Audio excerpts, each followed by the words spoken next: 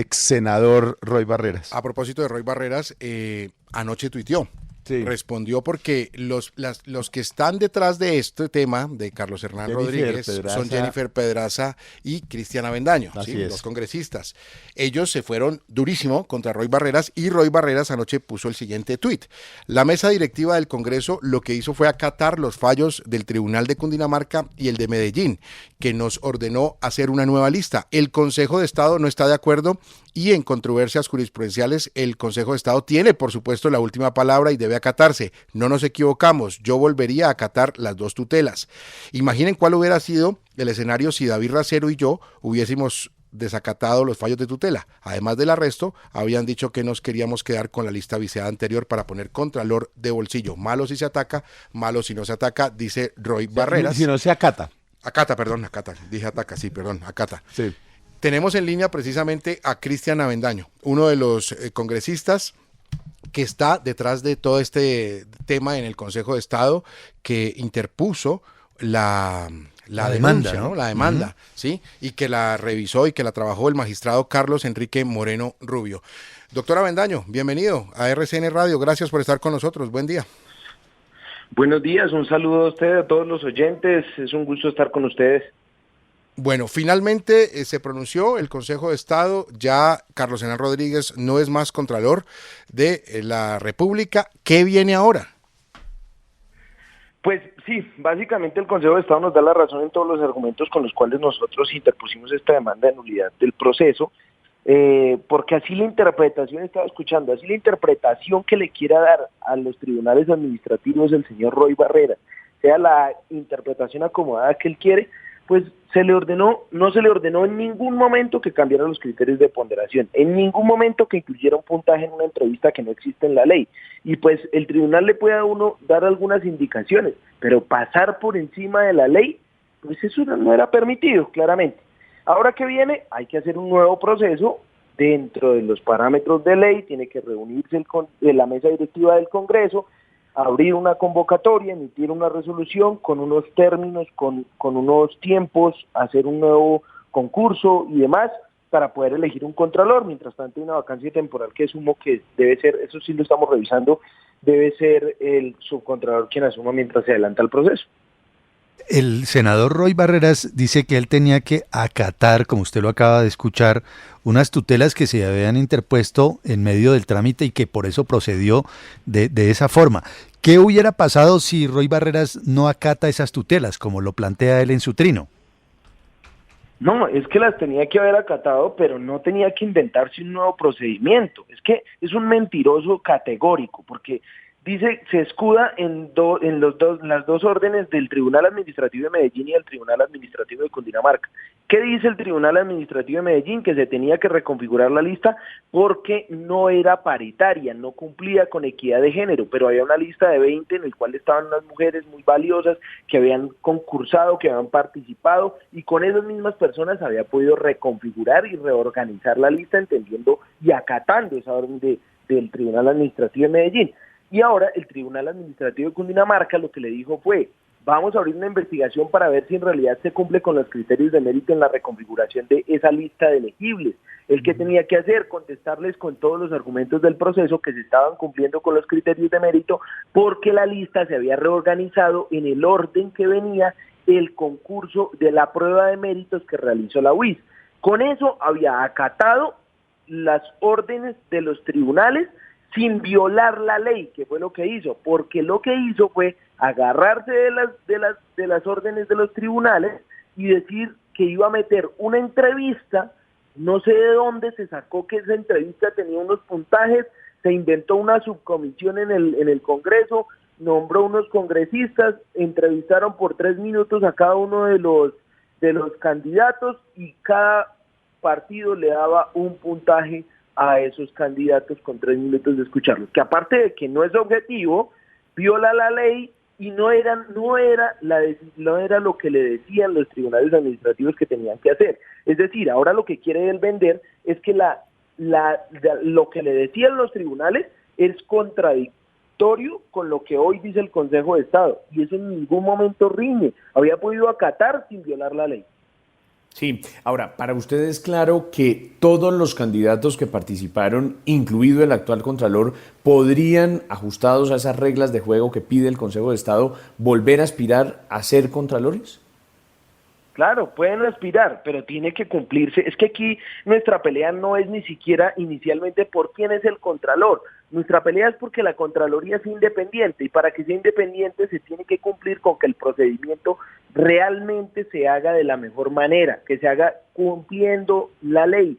Y este procedimiento tuvo múltiples vicios. Se pueden volver a presentar los mismos, tendrán que volver a presentar la prueba de conocimientos, pero no se les van a cambiar las condiciones en medio de la competencia, la convocatoria que van a tener los candidatos que se presenten nuevamente. Ahora, que el señor Carlos Hernán se pueda presentar, claro que se puede presentar. Que se deba presentar, yo considero que lo más sensato es que no se presente. ¿Por qué?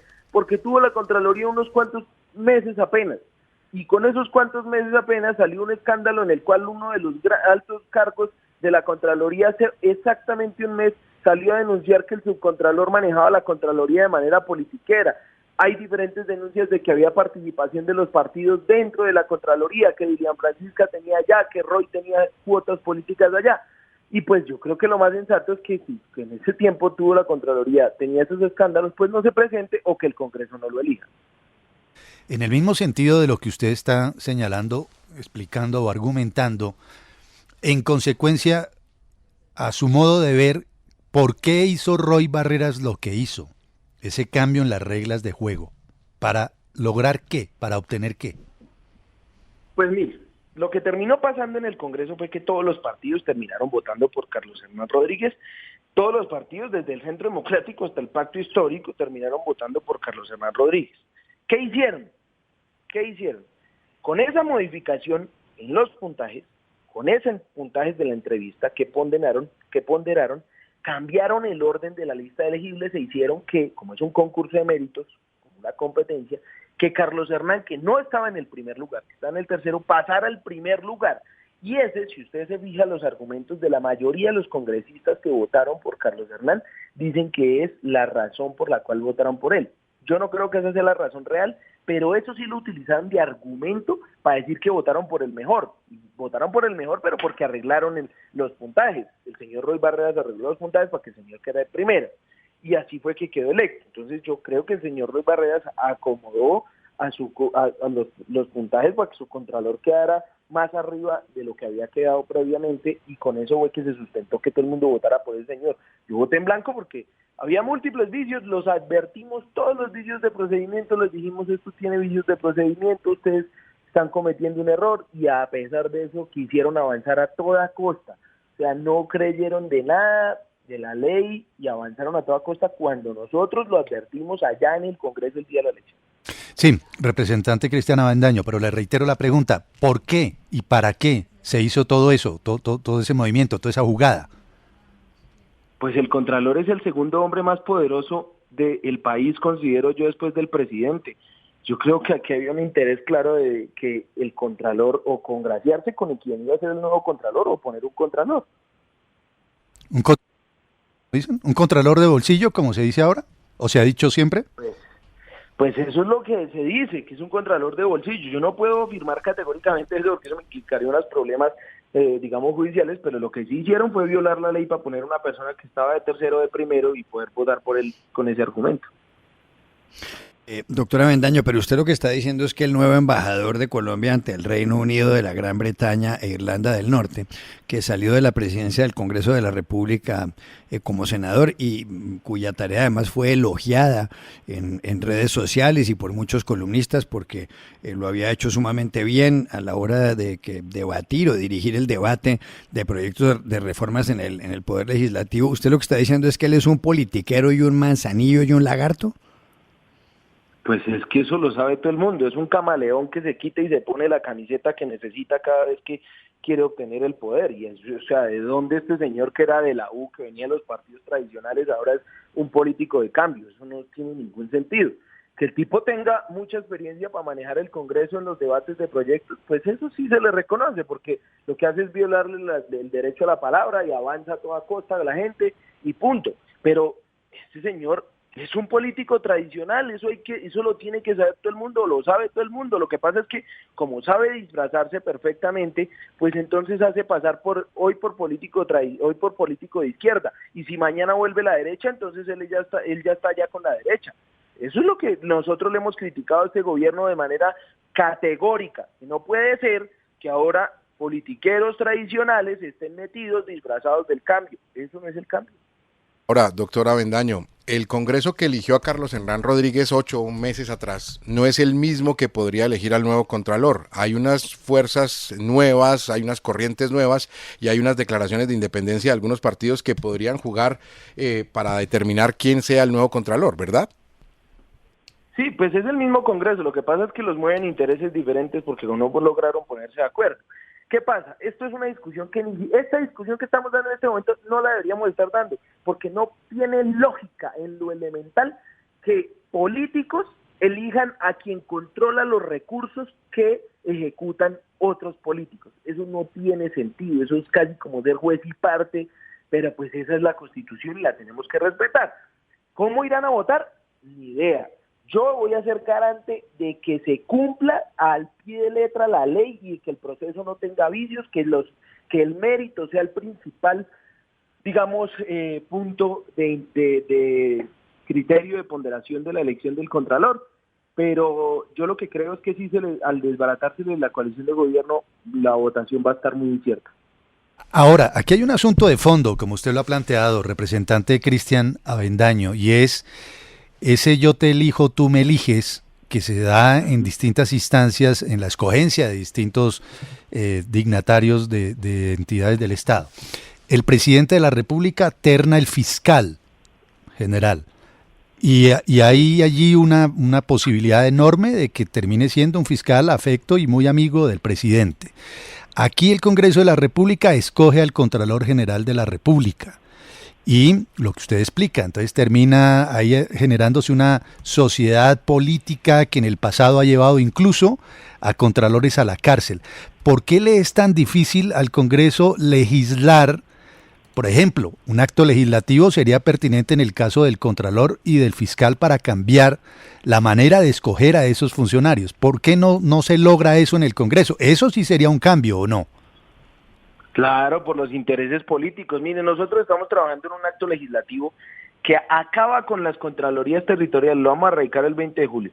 Acaba con contralorías territoriales porque no sirven, porque cuestan más de la plata que recuperan en un balance y eso no tiene sentido. Y eso pasa a nivel nacional también. Y crea el Tribunal de Cuentas, que es el nuevo ente de control fiscal efectivo, independiente. ¿Cuál es la naturaleza de que, por ejemplo, el presidente terne al fiscal o la naturaleza de que el Congreso elija a el Contralor? La naturaleza es que se supone que constitucionalmente nosotros tenemos un Estado social de derecho con independencia de las tres ramas del poder público: el poder legislativo, el poder ejecutivo y el poder judicial. Se supone que si hubiese independencia de poderes, sería normal que el Congreso, como parte de la rama legislativa, de manera independiente, pueda elegir al Contralor en un concurso de méritos porque hace parte de la rama del Poder Judicial. O que el presidente terne como parte del Poder Ejecutivo a alguien de la parte de la rama del Poder Judicial. Si existiera la independencia de poderes, pero aquí la realidad de cultura política no es esa. Aquí no hay independencia de poderes, lamentablemente en este sistema presidencialista no existe esa independencia de poderes. Por eso es que tenemos que modificar la Constitución para impedir que sean políticos quienes estén eligiendo quién va a cuidar que no se roben los recursos públicos. Sí. Lo que pasa es que los mismos intereses políticos que se representan en el Congreso quieren tener un contralor amigo para que les ayude de pronto con los procesos, para que no les abra investigaciones o para que no sean tan duros con ellos o para que no les hagan. Incluso la discusión en el Congreso cuando se estaba votando la elección era: ¿será que este contralor me va a presionar, me va a perseguir, me va a extorsionar? Porque si yo no voto por el contralor, entonces de pronto me persigue a mi alcalde o a mi gobernador, etcétera. Eso no puede pasar. Claro. Vamos a radicar el proyecto de acto legislativo y vamos a ver quiénes son los que se oponen.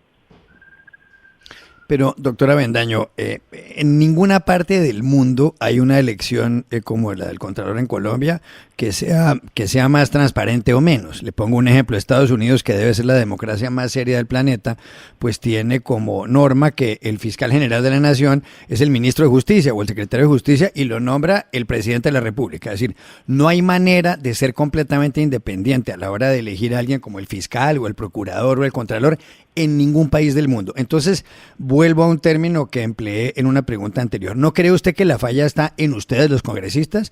Que ustedes, para aplicarles, o muchos de los que están en el Congreso, para aplicarles las palabras que puse en la pregunta con respecto a Roy Barreras, ¿no será que es que allá en el Congreso hay mucho manzanillo y mucho lagarto y mucho politiquero y que el problema está allá?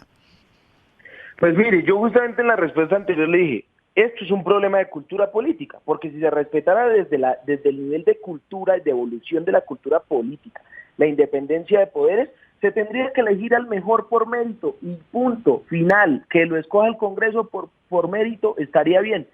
Pero todos los problemas de corrupción, de problemas estructurales del Estado que dependen de decisiones de personas, pasan por esa falta de cultura política, por esa falta de principios en los políticos en su mayoría. Y pues es lamentable que tenga yo que aceptarlo siendo parte del Congreso, pero es así. Por eso nosotros lo que hacemos es tratar de impedir que se viole la ley, de hacerles control político, de estar ahí pendientes de tapar goles, como nosotros decimos, porque desafortunadamente el nivel de cultura política que tenemos es muy bajo porque también el nivel de cultura, de política electoral en la calle, la gente también es muy bajo, y eso es lo que nosotros tratamos de hacer todo el tiempo, que la cultura política y la cultura política electoral se incremente, haciendo pedagogía en la calle y demás, pero sí es cierto que el problema es de las personas que escogen al Contralor, pero pues hay que buscar alternativas. Yo sé que no va a ser la elección o la estructura perfecta que va a garantizar que no pase ningún tipo de caso de corrupción o demás, o que los políticos no intervengan, pero sí hay que buscar la manera de reducir los riesgos de corrupción, de reducir los riesgos de politización de las entidades estatales y de reducir el riesgo de que los recursos públicos sean destinados a intereses personales. ¿Cómo reducimos los riesgos? Nosotros vamos a presentar un proyecto de acto legislativo para modificar esa estructura de control fiscal en Colombia, porque aparte no es costo efectiva, ¿me entiende? Más allá de la elección, cuesta más mantener las contralorías territoriales y nacionales que la plata que recuperan, que se supone que esa es la función principal, control fiscal para que no roben la plata. Entonces, cuando usted no recupera más de lo que se gasta para recuperar plata, ¿qué pasa? Está fallando. Muy bien, es el representante de la Alianza Verde, Cristian Avendaño, uno de los demandantes además de esta elección del Contralor Carlos Hernán Rodríguez ante el Consejo de Estado. Representante, buen día, buen fin de semana, gracias por estar aquí en RCN Radio, muy amable. Que esté muy bien, hasta luego.